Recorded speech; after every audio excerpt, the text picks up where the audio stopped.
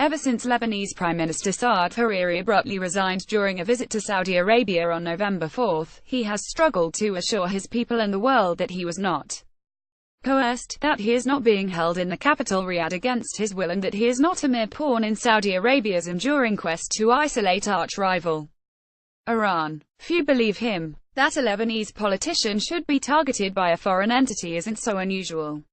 After all, Lebanon has been a proxy battleground for Middle Eastern machinations for most of its existence.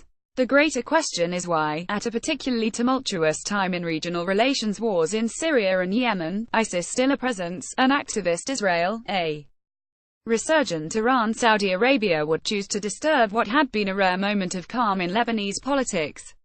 The answer can be found in the outsize ambitions of Saudi Arabia's newly ascendant Crown Prince Mohammed bin Salman. As the 32-year-old prepares to take power from his ailing 81-year-old father, he has embarked on a series of ill-fated foreign ventures, including a costly and bloody intervention in Yemen's civil war and a diplomatic freeze on the small but wealthy Gulf nation of Qatar, which he accuses of supporting Iran.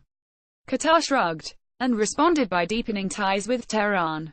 The Yemeni war has become a humanitarian catastrophe, one made even worse when, after intercepting a missile attack on November 4, the Saudis shut the country's air and sea ports, blocking aid to some 7 million civilians at risk of starvation.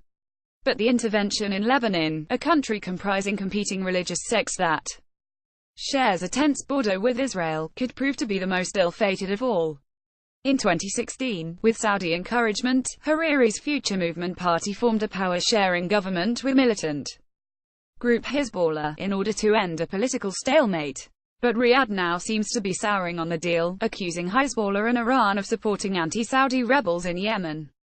On November 6, Saudi Foreign Minister Adel Al-Jubeir declared that his government would consider Lebanon a hostile state as long as the militant group was in power. The Saudis may have be hoping to provoke conflict between the group and its opponents on Lebanese soil, thus striking a blow against Iran's regional dominance. If that was the plan, it has backfired badly. The first sign that the Lebanese were unwilling to give ground came on November 10, when Hariri's top political rival, Hezbollah leader Hassan Nasrallah, jumped to his defense and called for his rapid return to Lebanon. Billboards splashed with Hariri's face sprung up in Beirut's central Martyrs Square. "Waiting for you," they declared. Another political rival, Lebanese President Michel Aoun, told foreign ambassadors that Hariri had been kidnapped. In trying to set Lebanon's volatile sects against each other, Saudi Arabia seems to have achieved the near impossible, bringing them together. It all snowballed in a way that the Saudis didn't expect, says Mohammed Bazi, a Lebanese-American journalism professor at New York University, who is writing a book on Iran-Saudi proxy wars. It shows that the leadership hadn't done its homework.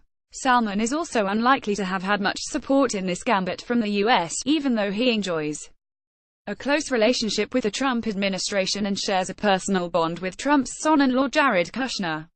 No one in Washington wants to see Lebanon back at the center of another proxy war. Officials say, after all, the US has given more than $1.4 billion in aid to the Lebanese military over the past decade in hopes of stabilizing the country. That hardly means the affair will end with a newly unified Lebanon.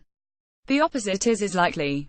The country's recent history is a tangled mess of competing alliances that has such regional powers like Syria, Iran and Israel into devastating wars, most recently in 1982 and 2006, often over seemingly inconsequential provocations.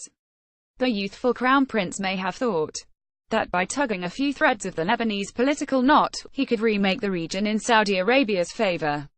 He might consider that knots make good nooses too. With reporting by Rebecca Collardbeirut and Philip Elliottwashington. This appears in the November 27, 2017 issue of Time.